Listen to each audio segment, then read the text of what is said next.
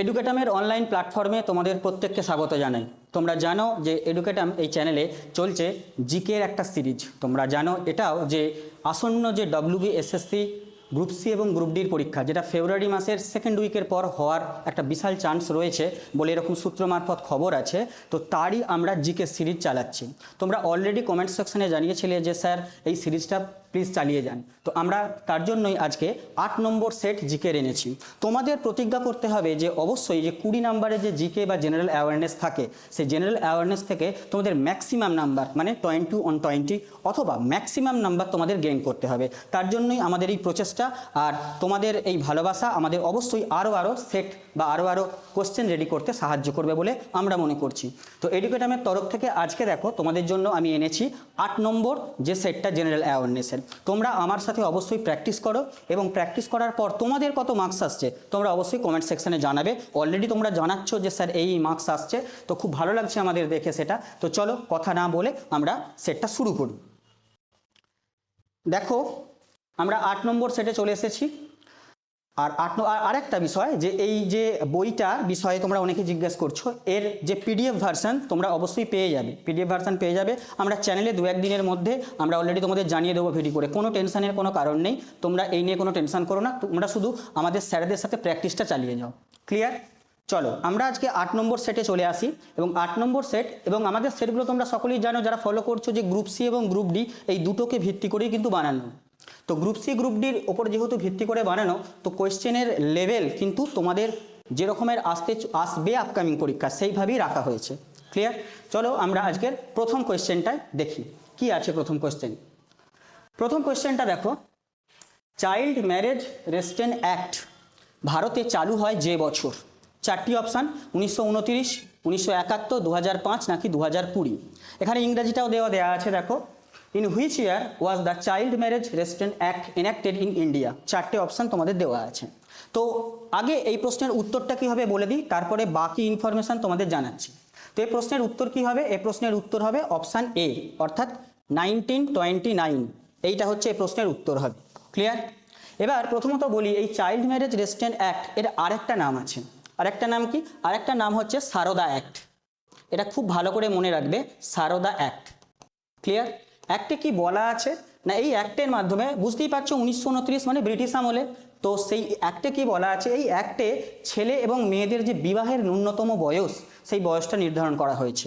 ছেলেদের ক্ষেত্রে বিবাহের ন্যূনতম বয়স যে ছিল সেটা হচ্ছে 18 বছর, এবং মেয়েদের ক্ষেত্রে ফিমেলদের ক্ষেত্রে এটা করা হয় তোমার 14 বছর এই অ্যাক্টের মাধ্যমে। কারণ তোমরা জানো যে সময়ের আমরা কথা বলছি সেই সময় বিবাহ, ছেলে মেয়েদের মধ্যে বিবাহটা অনেক কম বয়সে হতো। তো আইনের মাধ্যমে সারদা অ্যাক্ট বা চাইল্ড ম্যারেজ রেস্ট্রেন্ট অ্যাক্ট এর মাধ্যমে ভারতে 1929 চালু করা হলো যে বিবাহের ন্যূনতম বা মিনিমাম বয়সটা। তা উত্তর কি হবে? 1929 সারদা অ্যাক্ট, ছেলেদের এবং মেয়েদের যে বিবাহের বয়স সেই সংক্রান্ত সারদা অ্যাক্ট বা চাইল্ড ম্যারেজ রেস্ট্রেন্ট অ্যাক্ট। আশা করি বোঝাতে পারলাম। তো প্রথম কোয়েশ্চেনের উত্তর হচ্ছে অপশান এ। চলো আমরা সেকেন্ড প্রশ্নে আসি। দেখো সেকেন্ড প্রশ্নটা, এটাও বিজ্ঞান থেকে একটা কোয়েশ্চেন। তো এই কোয়েশ্চেনটাও তোমরা অনেকেই জানো যে নয়নতারা গাছ থেকে যে রোগের ঔষধ তৈরি হয়, নয়নতারা গাছ, তো নয়নতারা গাছ থেকে যে রোগের ঔষধ তৈরি হয়, হাঁপানি, হৃদরোগ, ক্যান্সার এবং কুষ্ঠ। আচ্ছা, এর যে ইংরাজি ভার্সানটা একটু প্রবলেম আছে। তো নয়নতারা গাছ, তার যে ইংলিশ ভার্সান তার হচ্ছে পেরিউইঙ্কেল। তো পেরিউইঙ্কেল নয়নতারার গাছটার তো ইংলিশ টার্মে বলে। তো তার থেকে কি ধরনের ঔষধ তৈরি হয়, এই ইংলিশ এটা একটু গোলমাল আছে, তোমরা বাংলাটা একটু খেয়াল করো। তো কি ওষুধ তৈরি হয়? তো এই প্রশ্নের উত্তর কি হবে? উত্তর এখানে হবে ক্যান্সার। যারা ক্যান্সার উত্তরটা করছো না তারা একদম ঠিক করছো, ক্যান্সার। এবার পাশাপাশি আমি যদি ইংরেজিতে এগুলো বলি, যে হাঁপানির ইংরাজি হচ্ছে অ্যাস্থেমা, ক্যান্সার তো ক্যান্সার, হৃদরোগ হার্ট রিলেটেড প্রবলেম, এবং কুষ্ঠ হচ্ছে লেপ্রসি হার্ট রিলেটেড প্রবলেম, হাঁপানি, অ্যাস্থেমা এবং ক্যান্সার। তো নয়নতারা গাছ থেকে বা পেরিউইঙ্কেল গাছ থেকে কী ধরনের ঔষধ বা মেডিসিন পাওয়া যায়? তা উত্তরটা কি হবে? উত্তর হবে ক্যান্সার। তবে হ্যাঁ, এর পাশাপাশি একটা জিনিসও বলে রাখি যে শুধুমাত্র যে ক্যান্সারের জন্য ব্যবহার হয় এটাই একমাত্র নয়, উচ্চ রক্তচাপ কিংবা ডায়াবেটিস এর ক্ষেত্রেও কিন্তু নয়নতারা গাছ প্রচণ্ড কার্যকরী। ক্লিয়ার? আশা করি বুঝতে পারলাম। যদি ক্যান্সার অপশানে না থাকে পরীক্ষায়, তো সেক্ষেত্রে তোমাকে বাকি দুটো জিনিসও মনে রাখতে হবে, উচ্চ রক্তচাপ এবং ডায়াবেটিস। আশা করি বোঝাতে পারলাম। তো অপশান সি যারা করেছো তারা একদম ঠিক করেছো। আচ্ছা, নেক্সট আমরা চলে আসি 3 নম্বর প্রশ্ন, 3 নম্বর প্রশ্নটা তোমরা আমাদের সাথে করো, সলভ করো। আচ্ছা 3 নম্বর কোয়েশ্চেনটা দেখো, ভারতের দীর্ঘতম নদী পরিকল্পনা, ভারতের দীর্ঘতম বৃহত্তম নদী পরিকল্পনা কি হবে? দেখো ডিভিসি, হীরাকুদ, ভাকরানাঙ্গাল নাকি তুঙ্গভদ্রা। ইংলিশটা আছে দেখো, which is the largest river project in India, DVC, Hirakud, Sardar Sarovar নাকি তেহির। আচ্ছা অপশানটা একটু হয়ে গেছে, একটু গোলমাল হয়ে গেছে হয়তো। তো এখানে এইটা অপশানটা এখানে নেই, দেখো এইগুলো একটু কেটে দাও। তো এখানে ভারতের দীর্ঘতম যে লার্জেস্ট এখানে রিভার প্রজেক্ট যেটা, সেটা একটু বাংলাটাই খেয়াল করো। তো এখানে কি উত্তরটা হবে? তো এখানে উত্তর হবে সব থেকে হচ্ছে C, option C, that is equal to Bhakra Nangal. তো ভাকরানাঙ্গাল প্রজেক্ট, প্রথম কথা তো ভাকরানাঙ্গাল হলো বৃহত্তম দীর্ঘতম নদী পরিকল্পনা। এবার এর থেকে কি কোশ্চেন আসতে পারে? এর থেকে কোশ্চেন আসতে পারে দেখো ভাকরানাঙ্গাল প্রকল্প কোন নদীর ওপর? তো উত্তর হবে কি শতদ্রু, শতদ্রু নদীর ওপর তোমার ভাকরানাঙ্গাল প্রজেক্ট, এটা একটা প্রথম হলো। আচ্ছা দ্বিতীয় হচ্ছে দেখো আর কি না হীরাকুদ বাঁধ, হীরাকুদ বাঁধ কার ওপর? হীরাকুদ বাঁধ তোমরা জানো যে এটা হচ্ছে মহানদী, মহানদী। আচ্ছা তুঙ্গভদ্রা, তুঙ্গভদ্রা হচ্ছে কৃষ্ণার উপনদী, কৃষ্ণা, কৃষ্ণার উপনদী। আচ্ছা আর ডিভিসি, ডিভিসি তো জানো দামোদর ভ্যালি কর্পোরেশন। তাহলে উত্তর এখানে কি হওয়া উচিত? উত্তর এখানে হবে অবশ্যই ভাকরানাঙ্গাল। তাহলে ভাকরানাঙ্গাল হবে ভারতের দীর্ঘতম নদী পরিকল্পনা। ক্লিয়ার? তো উত্তর হয়ে গেল, ঠিক আছে। আচ্ছা নেক্সট চলো আমরা 4 নম্বরে আসি। 4 নম্বর কোশ্চেনটা একটু খেয়াল করো, ভারতের টি বোর্ড যে শহরে অবস্থিত, টি বোর্ড, ওকে। তো ভারতের টি বোর্ড যে শহরে অবস্থিত, 4টি অপশান এখানে দেওয়া আছে দেখো, যে কলকাতা, জোরহাট, চিকমাগালুর নাকি নাগপুর। তাই টি বোর্ড কোথায় আছে ইংলিশটা একটু দেখে নাও, টি বোর্ড কোথায় আছে? 4টি অপশান এখানে দেওয়া আছে। তো 4টি অপশানের মধ্যে হচ্ছে কোন অপশানটা হবে তোমার টি বোর্ড কোথায় অবস্থিত?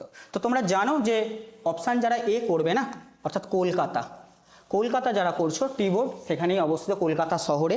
এছাড়াও তোমরা জানো যে চা আমাদের ভারতবর্ষের সবথেকে যে স্টেটে বেশি উৎপন্ন হয় সেটা হচ্ছে আসাম। তো আসামের একটা জায়গা হচ্ছে অবভিয়াসলি জোরহাট, সেটা তো জানো। আর চিকমাগালুর হচ্ছে কর্ণাটকে, যেখানে কফি গবেষণা কেন্দ্র।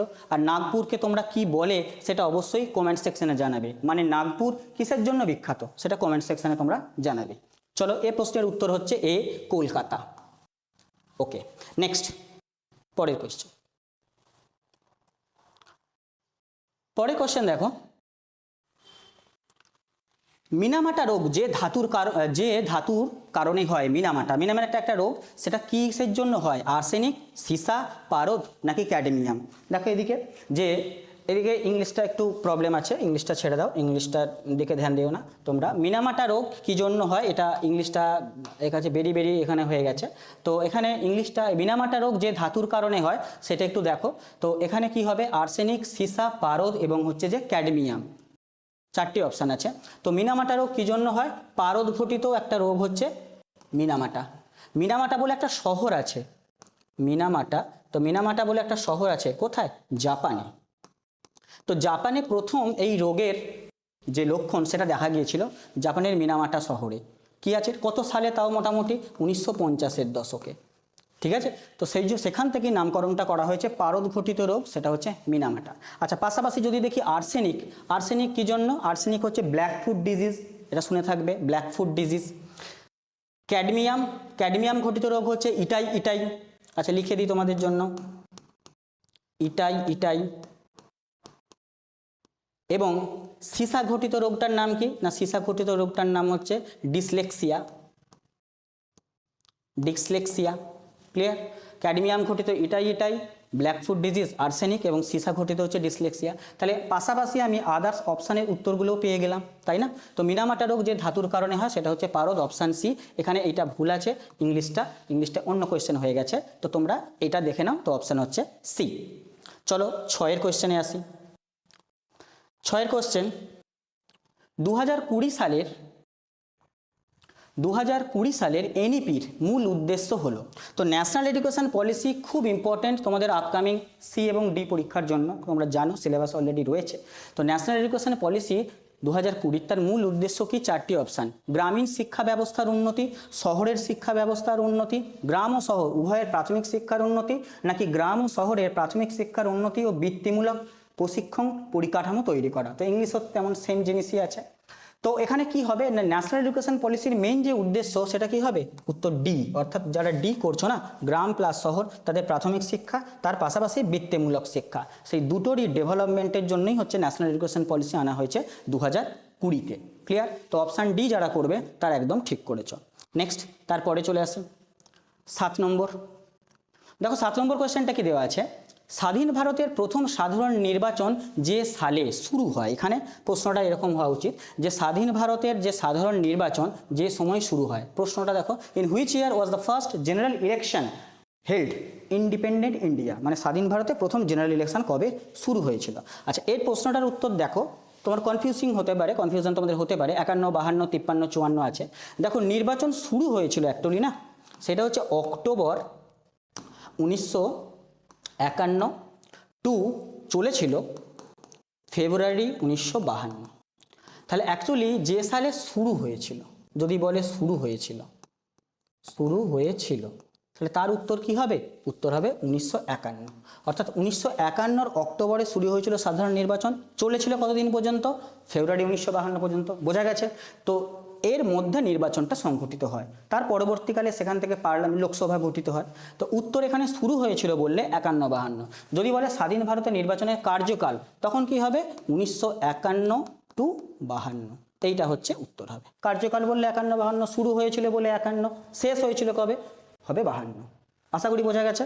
আচ্ছা, তো এখানেও সেম জিনিস, তাহলে উত্তর কি হবে 1951। ক্লিয়ার? নেক্সট দেখো পরের কোশ্চেনে।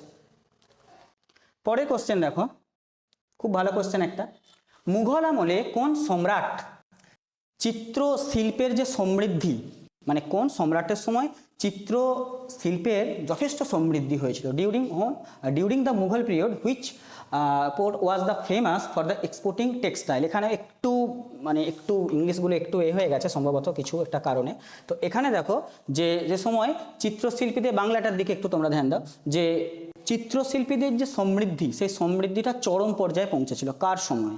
তো মুঘল যে আছে তারা, তাদের একটু খেয়াল করো, জাহাঙ্গীর, বাবর, শাহজাহান, ঔরঙ্গজেব। তো কার সময় সব থেকে চিত্রশিল্পীদের সমাহার বা সব থেকে সমৃদ্ধি ঘটেছিল। তো এই প্রশ্নের উত্তর কি হবে, এই প্রশ্নের উত্তর হবে অবভিয়াসলি জাহাঙ্গীর। তোমরা জানো যে জাহাঙ্গীরের সময় সব থেকে বেশি চিত্রশিল্পের প্রসার ঘটেছিল। এবার জাহাঙ্গীরের সময় যে চিত্রশিল্পীর প্রসার ঘটেছিল, সেই জাহাঙ্গীরের সময় চিত্রশিল্পীর মধ্যে কে কে চিত্রশিল্পী ছিল, অর্থাৎ জাহাঙ্গীরের সময় চিত্রশিল্পীদের মধ্যে নাম করা চিত্রশিল্পী কে কে ছিল, সেটা তোমরা কমেন্ট সেকশনে জানাবে। কমসে কম একটা নাম তোমরা কমেন্ট সেকশনে, তোমাদের জন্য এটা হোমওয়ার্ক রইল। এইচডব্লিউ, এটা তোমাদের কাজ। তো সেটা তোমরা একজন নাম করা চিত্রশিল্পীর কথা জানো, যারা ইতিহাস পড়েছো তারা অবভিয়াসলি জানো এটা। ক্লিয়ার? আচ্ছা, নেক্সট চলো পরের কোয়েশ্চেনে। আচ্ছা, 9-টা দেখো, 9-এর চলে আসি। 9-এর, গুরু গোবিন্দ সিং কোন বাহিনী গঠন করেছিলেন? গুরু গোবিন্দ সিং কোন বাহিনী গঠন করেছিলেন? ঠিক আছে, তো দেখো গুরু গোবিন্দ সিং কোন বাহিনী গঠন করেছিলেন। গুরু গোবিন্দ সিং, আমরা জানি যে গুরু নানক, গুরু গোবিন্দ সিং এরা শিখ ধর্মের অন্যতম একজন মহান মানুষ বলতে পারো, প্রবর্তকও বলতে পারো। প্রবর্তক তো তোমার গুরু নানক। তো গুরু গোবিন্দ সিং 9 জন যে গুরু ছিল শিখ ধর্মে, তার মধ্যে হচ্ছে গুরু গোবিন্দ সিং হচ্ছে দশম শিখ গুরু হচ্ছে গুরু গোবিন্দ সিং। তো সেই দশম শিখ গুরু গুরু গোবিন্দ সিং কোন বাহিনী গঠন করেছিলেন? উত্তর কি হবে? খালসা বাহিনী। তাহলে অপশান এখানে কি হবে? খালসা বাহিনী। অপশান হচ্ছে বি, খালসা বাহিনী গুরু গোবিন্দ সিং গঠন করেছিলেন। এবার দেখো 9 নম্বর যে গুরু ছিলেন তিনি হলেন তেগ বাহাদুর। সেই তেগ বাহাদুর সাহেব, তোমাকে বলতে হবে সেই তেগ বাহাদুর সাহেবকে কোন মুঘল সম্রাট হত্যা করেছিলেন। বলে দিই তোমাদের জন্য যে ঔরঙ্গজেব, মুঘল সম্রাট ঔরঙ্গজেব তেগ বাহাদুরকে, নবম গুরু তেগ বাহাদুরকে হত্যা করেছিলেন। ক্লিয়ার? তো এখানে প্রশ্নের উত্তর কি হবে? খালসা বাহিনী। ঠিক আছে, তো তেগ বাহাদুর হচ্ছে নবম শিখ গুরু ছিলেন এবং তাকে হত্যা করেছিলেন হচ্ছেন ঔরঙ্গজেব। চলো আমরা নেক্সট কোয়েশ্চেনে আসি, 10 নম্বর কোয়েশ্চেন। তো 10 নম্বর কোয়েশ্চেনটা কি আছে একটু খেয়াল করো। 10 নম্বর কোয়েশ্চেনে তোমাদের কি আছে, রাষ্ট্রের নির্দেশমূলক নীতি মানে ডিপিএসপি যেটাকে বলে, directive principle of state policy. দেখো এখানে দেওয়া আছে directive principle of state policy. তো সেখানে বলা হচ্ছে যে দেশের 14 বছর বয়স পর্যন্ত সকল শিশুর বাধ্যতামূলক অবৈতনিক শিক্ষার ব্যবস্থা, মানে 14 ইয়ার্স পর্যন্ত অবৈতনিক শিক্ষার যে ব্যবস্থা, এইটা এই 4টে যে আর্টিকেল আছে 52, 54, 45 এবং 38, কোন আর্টিকেলে এই কথাটা উল্লেখ আছে, এই জিনিসটা উল্লেখ আছে। তো তোমরা জানো যে এখানে যারা অপশান সি করছো না, অপশান সি যারা করছো একদম ঠিক করছো। 45, আর্টিকেল 45, এখানে বলা আছে এখানে অ্যাকচুয়ালি বলা আছে তোমার কি, এখানে বলা আছে তোমার যেখানে 14 বছর পর্যন্ত অবৈতনিক যে শিক্ষা সেই ব্যবস্থাটা বলা আছে। তো অপশান সি যারা করেছো তারা জানো। তোমরা ডিপিএসপি কত থেকে কত আর্টিকেলের মধ্যে আছে? Directive principle of state policy তোমরা জানো 36 থেকে 51, সংবিধানের আর্টিকেল নাম্বার 36 থেকে 51-র মধ্যে ডিপিএসপির উল্লেখ আছে। তাহলে সেখানের মধ্যে দেখো 45 পড়ছে, তো উত্তর এখানে হবে 45। চলো নেক্সট কোয়েশ্চেনে আসি। 11 নম্বর কোয়েশ্চেন। 11 নম্বর কোয়েশ্চেনে কি বলছে দেখো, পশ্চিমবঙ্গের পঞ্চায়েত ব্যবস্থা স্তর কয়টি? এটাও পলিটি থেকে একটা কোয়েশ্চেন, খুব ভালো কোয়েশ্চেন। তো পশ্চিমবঙ্গে পঞ্চায়েতের পঞ্চায়েত ব্যবস্থার যে স্তর সেটি কটি? তাহলে কটা স্তর আছে তোমরা কি জানো? না অবশ্যই 3টে স্তর আছে, মানে অপশান বি যে এখানেও দেখো অপশান বি হচ্ছে পশ্চিমবঙ্গে পঞ্চায়েতের 3টে স্তর আছে। এবার পঞ্চায়েতের 3টে স্তর কি কি আছে? তো তোমরা জানো যে গ্রাম পঞ্চায়েত রয়েছে, পঞ্চায়েত সমিতি রয়েছে এবং জেলা পরিষদ, 3টে রয়েছে। পঞ্চায়েত সমিতি আছে ব্লক লেভেলে, জেলা পরিষদ ডিস্ট্রিক্ট লেভেলে, আর গ্রাম পঞ্চায়েত ভিলেজ লেভেলে, গ্রাম লেভেলে। তো সেক্ষেত্রে দেখো তাহলে কটা স্তর আছে? 3টি স্তর আছে। ক্লিয়ার? আশা করি বোঝাতে পারলাম। তো 3টি স্তর আছে এখানে, অপশান হচ্ছে বি। আমার সাথে সাথে তোমরাও কিন্তু প্রশ্নগুলো করবে, প্র্যাকটিস করো। নেক্সট 12টা, আঞ্চলিক গ্রামীণ ব্যাংকের মালিকানা কার হাতে থাকে? Who owns the majority stake of Grameen Bank? মানে গ্রামীণ ব্যাংক যেটাকে ইংরেজিতে কি বলে বলো তো? Regional rural bank. রিজিওনাল লিখে দিচ্ছি, রিজিওনাল রুরাল ব্যাংক, ইংলিশে বলে আরআরবি। তো রিজিওনাল রুরাল ব্যাংক, তো সেই রিজিওনাল রুরাল ব্যাংকের মেজরিটি স্টেক কার কার হাতে থাকে? কেন্দ্র সরকার, রাজ্য সরকার, নাকি স্পন্সর বাণিজ্যিক ব্যাংক, নাকি সবকটি? তাই তো? তো এখানে প্রশ্নটা এটা দিয়েছে। দেখো রিজিওনাল রুরাল ব্যাংকের ক্ষেত্রে এর যে উত্তরটা হবে না, উত্তরটা হবে সবকটি, মানে ডি। যারা ডি অপশান করছো না তারা একদম ঠিক করবে। অ্যাভা বল কেমন বিষয়টা দেখো, রিজিওনাল রুরাল ব্যাংকের যে মালিকানা সেটা 50% কেন্দ্র সরকার, রাজ্য সরকারের থাকে 15%, আর বাকি যে 35% না সেটা থাকে স্পন্সর ব্যাংকের হাতে। তাহলে কি কি বললাম? কেন্দ্র সরকারের হাতে 50%, রাজ্য সরকারের হাতে 15% এবং স্পন্সর বাণিজ্যিক ব্যাংকের কাছে তোমার 35% স্টেক থাকে। তাহলে দেখো মালিকানা বললে তো সবকটাই হবে এখানে, অল অফ দ্য অ্যাভাব। তো এইটা তো প্রথম যে রিজিওনাল রুরাল ব্যাংক, এর প্রশ্নে আর একটা বলি যে প্রথম regional rural bank first, RRB, এটা হচ্ছে ফার্স্ট। তার নাম কি জানো? তার নাম হচ্ছে প্রথমা ব্যাংক। প্রথমা ব্যাংক, যেটা কোথায় হয়েছিল না উত্তরপ্রদেশের মোরাদাবাদ। ওকে, তো উত্তরপ্রদেশের মোরাদাবাদে প্রথম আরআরবি এস্টাবলিশড হয়। কবে সেটা তাও বলে দিই, 1975 সালে। অর্থাৎ 1975 সালে প্রথম আরআরবি রিজিওনাল রুরাল ব্যাংক প্রতিষ্ঠিত হয়। কোথায়? উত্তরপ্রদেশের মোরাদাবাদে। কবে? 1975 সালে। এটাও তোমাদের কোশ্চেন আসতে পারে, কারণ যে কোশ্চেনগুলো আমরা করাচ্ছি সেটা তোমরা অবশ্যই করো, হয়তো এর থেকেই কমন পেয়ে যাবে, কিন্তু পাশাপাশি আদার্স যে ইনফরমেশন সেটাও তোমার জেনে রাখা দরকার। মেবি এখান থেকেও কোশ্চেন হতে পারে। চলো নেক্সট কোশ্চেনে আসি, সময় নষ্ট না করে। 12 পর 13। তো 13 কোশ্চেনটা দেখো, জিএসটি কাউন্সিলের চেয়ারপারসন হলেন, জিএসটি কাউন্সিল তার চেয়ারপারসন হলেন। তো জিএসটির ফুল ফর্ম অলরেডি তোমরা জানো, জিএসটির ফুল ফর্ম আগেও আমরা কোনো একটা সেটে করিয়েছি। তো জিএসটির ফুল ফর্ম হচ্ছে goods and service tax, goods and service tax, ঠিক আছে? তো জিএসটি কাউন্সিলের কে প্রধান হন? প্রধানমন্ত্রী, অর্থমন্ত্রী, রাজস্বমন্ত্রী নাকি রাষ্ট্রপতি? প্রধানমন্ত্রী, অর্থমন্ত্রী, রাজস্বমন্ত্রী নাকি রাষ্ট্রপতি? Prime minister, finance minister, chief minister, president.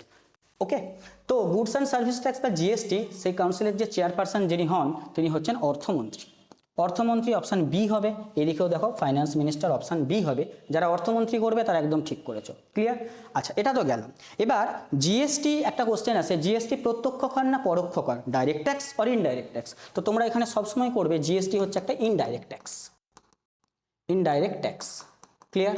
আচ্ছা, জিএসটি ভারতবর্ষে কবে লাগু হয় সেটাও মনে রাখবে, সেটা হচ্ছে 1 জুলাই 2017। সেই সময় ভারতের অর্থমন্ত্রী কে ছিলেন? অরুণ জেটলি স্যার। অরুণ জেটলি স্যার তখন ছিলেন ভারতের অর্থমন্ত্রী। তাহলে কটা ইনফরমেশন পেলাম আমরা এখান থেকে? 2-3টে ইনফরমেশন পেয়ে গেছি। প্রথম কথা, জিএসটি ইনডাইরেক্ট ট্যাক্স। কবে লাগু হয় জিএসটি? 1 জুলাই 2017। অর্থমন্ত্রী কে ছিলেন? অরুণ জেটলি স্যার। আর জিএসটি কাউন্সিলের চেয়ারপারসন কে? অর্থমন্ত্রী। ক্লিয়ার? সবকটা আশা করি তোমাদের ইনফরমেশন কাজে লাগবে। চলো আমরা নেক্সট কোয়েশ্চেনে আসি। 14 নম্বর কোয়েশ্চেন। 14 নম্বর কোয়েশ্চেন আছে which programming language is used in artificial intelligence, মানে আর্টিফিশিয়াল ইন্টেলিজেন্সে কোন প্রোগ্রামিং ল্যাঙ্গুয়েজ ওখানে ব্যবহার করা হয়। 4টি অপশান C++, জাভা, কোবল এবং প্রোলগ। তো তোমরা যারা কম্পিউটার সম্পর্কে অনেক বেশি জ্ঞান আছে তোমাদের, তোমরা অবশ্যই সেটা জানো। উত্তর আশা করি তোমাদের উত্তর জানা আছে। তো উত্তর হচ্ছে এখানে ডি, এখানে উত্তর হচ্ছে ডি।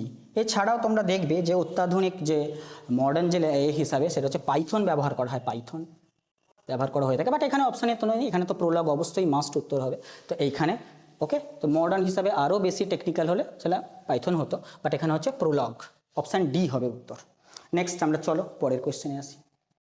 পরের কোশ্চেন বলছে ছৌ নাচ, ছৌ নাচ কোন রাজ্যে বেশি প্রচলিত। এই নাচটার সঙ্গে তোমরা খুব পরিচিত, ছৌ নাচের সঙ্গে তোমরা খুব পরিচিত। এখানে দেখো প্রডিউসার অফ দ্য জুট এখানে দিয়েছে, অ্যাকচুয়ালি জুট না, এখানে ছৌ নাচ হবে। তার মানে হচ্ছে যে ক্লাস প্রডিউসার, এখানে ইংলিশটা একটু আছে, ভুল আছে। দেখো ছৌ নাচ কোন রাজ্যে বেশি প্রচলিত, পশ্চিমবঙ্গ, বিহার, ওড়িশা। তো উত্তর কি হবে, সবকটাই, উপরোক্ত তিনটেতেই হচ্ছে ছৌ নাচ বিখ্যাত এইসব রাজ্যে। তো অপশান হচ্ছে ডি। আচ্ছা নেক্সট 16, চলো 16 কোয়েশ্চেন। 16 কোয়েশ্চেনটা দেখো, কোন খেলায় LBW এই টার্মটা ব্যবহার করা হয়। এই খেলার সঙ্গে তোমরা পরিচিত যারা ক্রিকেট দেখো, অবভিয়াসলি LBW মানে লেগ বিফোর উইকেট। তো উত্তর কি হবে, ক্রিকেট। ক্রিকেটের সঙ্গে LBW খেলা পরিচিত। তো এখানেও দেখো লো বার্থ ওয়েট এখানে দিয়েছে, এখানে বানানটা ভুল দিয়েছে। এখানে LBW মানে হচ্ছে লেগ বিফোর উইকেট। ওকে, তো লেগ বিফোর উইকেট। ওকে, তো এখানে কি হবে, ক্রিকেট হবে। এখানে অপশানগুলো একটু এই গোলমাল হয়ে আছে। তো চলো এখানে হচ্ছে ক্রিকেট, ক্রিকেটের সঙ্গে জড়িত। ক্লিয়ার।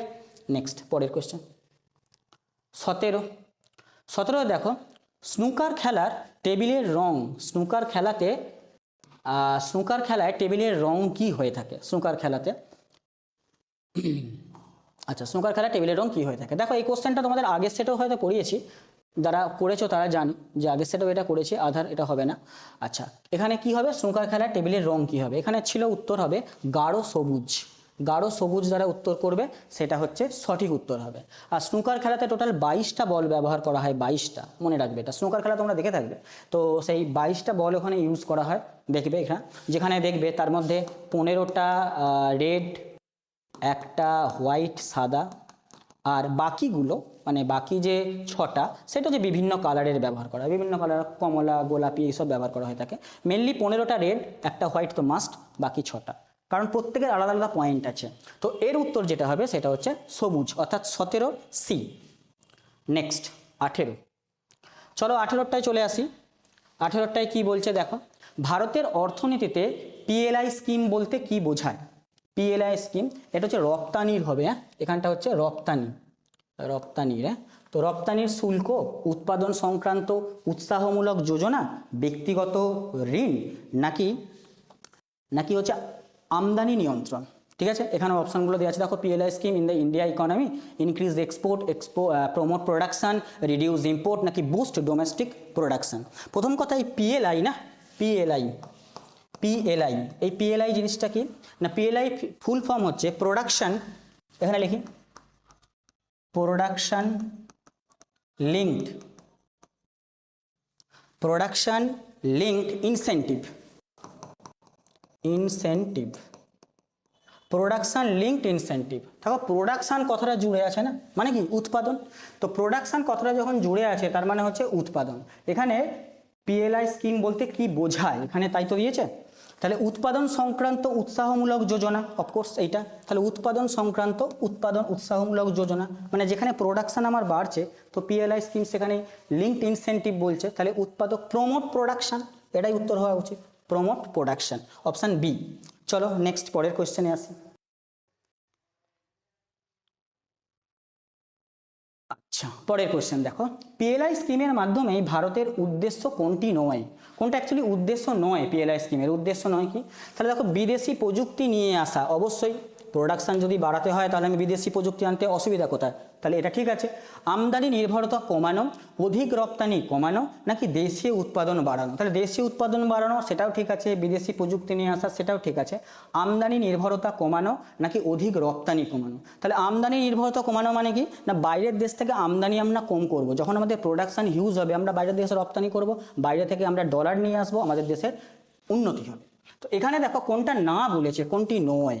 তাহলে কোনটা নয় যখন হবে তাহলে উত্তর কি হওয়া উচিত? সি, অধিক রপ্তানি কমানো। তাহলে রপ্তানি যদি আমি কমিয়ে দিই তাহলে আমার বাইরে থেকে ইনকাম কি করে হবে, আমার দেশ উন্নত ডেভেলপমেন্টে কি পদ্ধতিতে কিভাবে যাবে? তাহলে এখানে না যেহেতু বলেছে না, তাহলে উত্তর কি হবে? সি, অধিক রপ্তানি কমানো। এটা আমার উদ্দেশ্য নয় পিএলআই স্কিমের। ক্লিয়ার? তাহলে উত্তর কি হবে? রিডিউসিং ইকোনমি ইনইকুয়ালিটি, এটা হবে না। বাকি সব কটা ঠিক আছে। নেক্সট, তারপরে চলে আসো 20টা, আজকের লাস্ট কোয়েশ্চেন। সাবমেরিনকে আবিষ্কার করেন। হ্যাঁ, এই কোশ্চেনটা অলরেডি হয়তো আর একটা সেটেও দিয়েছি, প্রিভিয়াস সেটে। তো তোমরা এই সেটে দেখো এই কোশ্চেনটা আছে। তো এর উত্তর কি হবে? ডি, সাবমেরিনকে আবিষ্কার করেন। তো উত্তর হচ্ছে ডি। তাহলে আজকে প্র্যাকটিস সেট 8 এতে আমরা টোটাল 20টা কোশ্চেন করলাম। তোমাদের কিন্তু 20 পাওয়ার মতোই তোমাদের আমরা সেইভাবেই ক্লাস আনছি। তোমরা ভালো করে ক্লাসগুলোকে দেখো এবং প্র্যাকটিস করো নিজেরা, কারণ গ্রুপ সি এবং গ্রুপ ডি পরীক্ষা ফেব্রুয়ারির সেকেন্ড উইকের পরে হওয়ার চান্স রয়েছে বলে সূত্র মারফত যেহেতু খবর আছে। তোমরা যদি ভালো করে পড়াশোনা না করো তাহলে কিন্তু 20তে 20 আনা সম্ভব নয়, বা বেশিরভাগ নাম্বারটা তোলা সম্ভব নয়, তাই না? তো আজকের যে 20টা কোয়েশ্চেন তোমাদের কেমন লাগলো এবং তোমরা কত পেলে, এর মধ্যে কত 20-র মধ্যে কত পেলে, সেটা অবশ্যই কমেন্ট সেকশনে জানাবে। আচ্ছা, আর তারপরে বলি, ওভারঅল তোমাদের ভিডিও যদি ভালো লেগে থাকে তোমরা বন্ধুদের মধ্যে অবশ্যই শেয়ার করে দাও এবং আমাদের চ্যানেলে সাবস্ক্রাইব করে যাও। ঠিক আছে? এই ধরনের ক্লাস তোমরা প্রত্যেকটা সাবজেক্টের পাবে, এটা কথা দিলাম। ঠিক আছে, আজকে এই পর্যন্তই রইল। Thank you.